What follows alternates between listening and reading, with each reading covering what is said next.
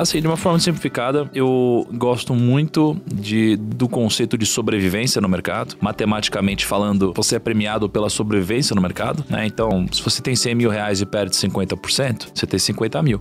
Para 50 mil virar 100 mil, você precisa render 100%. Então, tem 3 conceitos aqui. São 3 tipos de diversificação. Primeiro, a diversificação. E eu queria fazer mais uma pergunta aqui, antes de a gente chegar no final, da Beatriz. Ela falou, o que vocês consideram uma alocação ideal pensando no futuro, né? Para chegar na liberdade financeira? Tanto, queria que vocês falassem assim, não precisa dar o percentual certinho, mas o que vocês fariam, por exemplo, pensando, tô investindo para daqui a 10 anos tá me aposentando através do meu patrimônio. O que não pode faltar? Posso falar da minha alocação estrutural que eu acho que pode ajudá-la, assim. Tirar da reserva de emergência, que cada um sabe o tamanho da sua. Eu gosto de ser de pelo menos 3 vezes o custo mensal, mas se você tiver muita instabilidade, ela pode chegar a 12. Eu faria o quê? Eu pegaria 30% desse patrimônio e colocaria em bolsa. Se você está começando, começa com 5, 10, vai sentindo mais, almeje um dia ter 30%. Deixaria ali uns 40% eu gosto muito dos fundos multimercados, eu vou falar de uma carteira de fundos de investimento, tá? Porque é a minha especialidade. Faria a parte de bolsa via fundos de ações, então esses 30%, pegaria uns 40%, colocaria em fundos multimercados muito bons. Daria fundo para tudo? Eu invisto só via fundo, então eu vou falar o que eu faço. Mas também não sou, eu falo que escolher entre investir via fundos ou investir diretamente é como você escolher fazer o próprio churrasco ou contratar um churrasqueiro. Cada um sabe o que é melhor pra você. Eu gosto de delegar, tem gente que não gosta. Eu adoro acordar e pensar, nossa, tem uma galera. Luiz Stuberg tá trabalhando pra mim, o Rogério Xavier tá lá em Londres trabalhando pra mim, e o Maurício Bittencourt. O Bruno Perini está trabalhando pra mim. Bom, sábia, bem sábia. Então eu colocaria ali esses 30% em fundos de ações, os 40% em fundos multimercados muito bons, e ali eu falo que eu gosto de ter a carteira dos 7 anões. É assim, um gestor mega otimista, um outro mega pessimista, é o zangado e o feliz, um do lado do outro. Diferentes estilos, formas de pensar, um que opera mais rápido, um que opera mais devagar.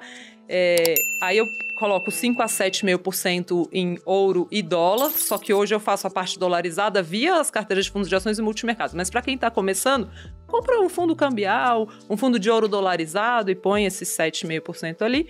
E o resto, aí eu uso fundo de crédito, que aí vai virar uma parte de renda fixa, mas eu gosto de fundo de crédito, não gosto desse fundo de crédito bobinho, D0, D1, que rende 105 CDI, não. Aí já tem que ser uma coisa mais sofisticada, esses fundos que historicamente dão 110, 115 CDI pra cima. O cara que vai ver debênture, CRI, CRA, prazos maiores, essas coisas. Isso, que combina tudo. Então, vamos chegar lá, depois que a Luciana falar, porque tem uma maneira de ter acesso a essas recomendações contigo, né? Sim, sim.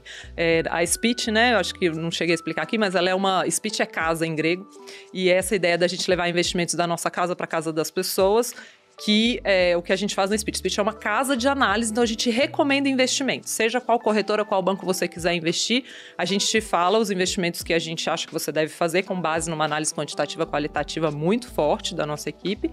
E a gente recomenda e te fala onde tem. Então você consegue montar a carteira. Legal. Então eu recomendo vários multimercados, fundos de ações, fundos de crédito, previdência, e eu faço isso na minha vida pessoal. As pessoas falam, dá pra ganhar dinheiro de verdade com fundo? Dá, mas esse mercado tem muita coisa ruim. Você tem que ir, né? Eu gosto de ensinar as pessoas a pescar também. Então eu gosto que com o tempo, assim, se ela um dia me usar e depois de um tempo falar, cara, já consegui, já montei minha carteira, também tá tudo bem pra mim. Mas é legal montar direito, né? Assim, você chegar no mercado muito perdido, não tá sabendo o que você tá fazendo. Daí tem que fazer viver de renda, né, Bolodim? Pra poder entender como é que começa esse negócio aí. Perfeito. Então eu recomendo fundos, a gente tem uma equipe que recomenda ações, tem quem recomende fundos imobiliários, renda fixa, isso é o que a gente faz da nossa vida. Então quem quiser conhecer-nos. Legal. Para esse relatório de fundos, tem algum desconto aqui pro pessoal? Vamos inventar um cupom aí que a gente o André já... 50%. Ó, o André. Mas aí é boludinho 50, pô. Vamos botar boludinho 50, então. Pode ser? Vamos mudar trocar? aí. Ó, André, obrigada. Pô, bacana. Então, 50% dos nossos produtos fundamentais são nossas séries que recomendam fundos, fundo imobiliário, renda fixa, bolsa, investimentos globais. Como é que é? 50% para a pessoa comprar um? Então, escolhe algum deles, 50% de desconto. Tá bom isso, hein? Eu tô aqui. Eu achei chique. Pra quem quiser mais, no Viver de Renda, a Speed também gentilmente ofereceu 3 meses de um relatório de recomendação de ações gratuito. Viver de Renda tá Aí ficando mais vantajoso aí. Pois é, tá ficando melhor. A pessoa, depois que fica os 3 meses, pode decidir se quer continuar ou não, né? Mas isso é bem interessante porque lá eu pego essa parte, né? Como é que eu faço para analisar os ativos, tudo. Também tem um analista na minha equipe, e monta lá uma carteira segundo os critérios dele. Mas eu entendo o seguinte, né? Você tem acesso a uma informação mais mastigada.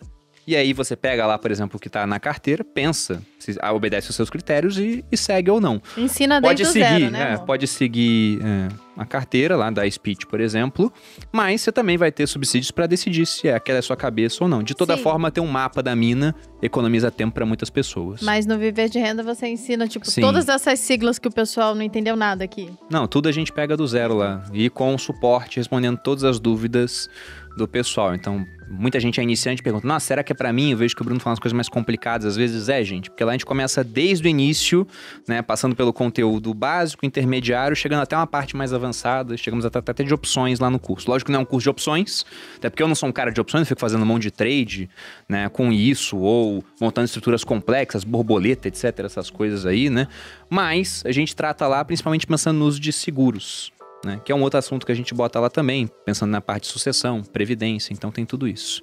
Mas, e você, Thiago? Como é que ficaria a sua alocação? Você tem sua alocação pública, né? Eu tenho minha alocação pública.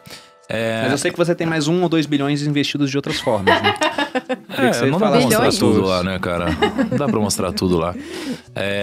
Assim, de uma forma simplificada, eu gosto muito do conceito de sobrevivência no mercado. Matematicamente falando, você é premiado pela sobrevivência no mercado, né? Então, se você tem 100 mil reais e perde 50%, você tem 50 mil. Para 50 mil virar 100 mil, você precisa render 100%. Então, quanto mais você perde, mais ele precisa multiplicar para chegar lá. Então, eu me inspiro muito numa história que tem na Bíblia, que é a história de Noé, né? Em que tem um grande dilúvio, ele monta a arca, e a arca de Noé, né? Então, qual que é a metáfora aqui? É que a sua carteira de investimentos seja uma arca, né? Seja a arca de Noé, para te ajudar a passar pelos grandes dilúvios, as grandes crises. E aí você, cara, vai se dar bem, né? Nas retomadas é perder pouco e depois se recuperar bem junto com o mercado. E para mim uma arca, ela é construída em cima de 4 pilares, né? O primeiro é o A, de ações e negócios. Se você olhar para Forbes, todos, sem exceção, nenhuma enriqueceram com negócios. Ou são herdeiros de alguém que enriqueceu com negócios. Segundo é o R. O R é o R de real estate, né? Real estate, compre terras porque Deus não fará mais delas. Para mim faz sentido, é uma grande defesa contra a inflação. Em terceiro é o C de caixa, né? Assim, para mim faz sentido você ter a opcionalidade de ser o vendedor de lenços durante uma crise e ter o benefício de dormir tranquilo. Então, cara, se você tem caixa, você dorme tranquilo. Se você tiver mal, se tiver uma crise, se tiver com medo, você tem caixa. Então, tá tudo bem, você pode aproveitar oportunidades. E o último A é o A de ativos internacionais, né? Então, você precisa diversificar também entre países. Então, tem 3 conceitos aqui. São 3 tipos de diversificação. Primeiro, a diversificação intra-ativos. Então, é você ter ativos diferentes. Depois, a diversificação intra-classes de ativos, que é ter fundo imobiliário, etc. E depois, a diversificação entre países, né? E aí, você se brinda pra caramba. E aqui, você tem 2 formas de investir. Uma delas é, se você não quiser tomar 1 segundo da sua vida cuidando de investimentos, que é basicamente você escolhendo 4 ETFs, comprar um ETF para ações, um ETF para uma coisa, alguma coisa ligada a CDI, um ETF global, e a outra é você, por exemplo, fazendo um viver de renda, estudando para falar, poxa, então peraí, então eu vou montar minha própria carteira, meu portfólio em ações, meu portfólio em real estate, né? Mas para quem tá entrando agora no mundo e nem gosta de investir, para que o cara vai estudar tanto, entendeu? É só se ele quiser realmente tomar decisões mais assertivas e ele vai ser premiado por isso, né? Então ele vai investir mais tempo da vida dele, precisa ter um retorno em cima disso, né? Então pra mim é arca, e que você sabe que o Perini quer mudar meu método, né? Eu ia falar que ele já foi disruptado. Ele quer chamar de barca. Bitcoin. Porque ele quer adicionar Bota o Bitcoin. Bitcoin na frente ali. E eu tava com isso na cabeça que eu esqueci de falar. Eu falo pra ter pelo menos 1% em cripto, mano. Mas assim, no último A de ativos internacionais, eu considero... Poderia botar lá, né? Não, mas eu já coloco lá. Eu coloco lá Bitcoin, eu coloco ativos exóticos, qualquer outra coisa que você queira colocar que com o tempo possa disruptar o mercado que a gente conhece hoje, entendeu? Não, acho muito interessante isso. Se for pegar a alocação que eu acho bem bacana, assim, eu gosto sempre de usar aquela ideia do Taleb. Eu sei que a Luciana também gosta, o Thiago também, que ele fala da estratégia Barbell, né? Eu tenho que ter uma ponta da carteira em algo muito seguro, como, por exemplo, títulos públicos americanos. Você pega aqueles títulos de curto prazo lá. Aquilo é o que tem de mais seguro no mundo, porque você está comprando dívida do país que é dono da máquina de imprimir o dinheiro global, que é o dólar. Isso pode mudar um dia? Pode, mas é bem complicado que isso venha a mudar, pelo menos no curto prazo. E na outra ponta, você pode arriscar. Você pode pegar coisas muito mais voláteis, que provavelmente sofrerão bastante numa eventual crise, como o Bitcoin sofreu no ano passado e como está sofrendo nesse momento, né, com uma queda aí de 50% desde que bateu suas máximas.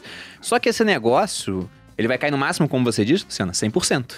Do chão não passa, né? Se o Bitcoin chegar a zero, ninguém vai bater na minha casa lá e falar, não, você tem que vender o seu sofá para, sei lá, arcar com dívidas do Satoshi Nakamoto, que a gente nem sabe quem é. Isso não vai acontecer. Então só cai até 100%. Agora, o quanto que ele pode subir, né? Pensa nas pessoas que compraram esse negócio lá atrás quando não valia quase nada. Tanto. Vamos deixar claro. Então isso pode subir muito. Acaba que, quando tiver um pequeno percentual nessa classe de ativos muito volátil, aquilo se multiplicar por várias vezes, aquilo te garante uma rentabilidade fora de série, como foi o que aconteceu no nosso caso. Só que eu também concordo com vocês. Eu me considero um onívoro do mercado financeiro. Não dá pra eu falar, não investe nisso. Eu invisto em quase todas as opções que a gente tem em termos de classes de ativos, né? Tanto pensando aqui no país quanto lá fora. Porque muita gente fala, não. Até acontece isso com o day trade também, né? O pessoal foca muito nos vencedores e esquece, né? O Taleb fala que o cemitério dos perdedores é silencioso. Então eles falam, pra quem investir lá fora, tem o caso aqui, você tem, não sei, o Barsi, por exemplo, ele investe só no Brasil e ficou bilionário. Aí você tem ou poucos caras que ficaram bilionários investindo só aqui, enquanto um monte de pessoas ficam mais pobres justamente por investir só aqui. Então tem que ter alocação internacional, tem que ter de tudo numa carteira, porque eu acho que se a carteira ela tá toda subindo ou caindo ao mesmo tempo, tem algo errado. Você tem que ter essas correlações assim, de maneira que quando uma parte cai, outra sobe, você faça um rebalanceamento, porque isso garante uma boa rentabilidade no longo prazo. Você faz isso com o seu portfólio, você faz isso também. Os gestores dentro dos fundos fazem isso. Então acho que não tem uma alocação ideal, mas a diversificação está presente na alocação e pensar na pior hipótese possível, né? Tem até o chamado efeito Noé, que ele trata disso. Tá todo mundo fazendo as coisas lá, de repente vem uma grande catástrofe e quem fica vivo? O cara que tinha lá, né? O seu barquinho, sua arca. Esse cara fica vivo e consegue colher os benefícios de estar vivo. Muita gente gosta de dividir as pessoas em diferentes classes, né? Fala, tem 2 tipos de pessoas, tem tantos tipos de pessoa. Eu também divido em 2. Nós temos a classe dos vivos e dos mortos. São os 2 tipos de pessoas pra mim. E o nosso jogo é se manter no grupo dos vivos o máximo de tempo possível. Perfeito.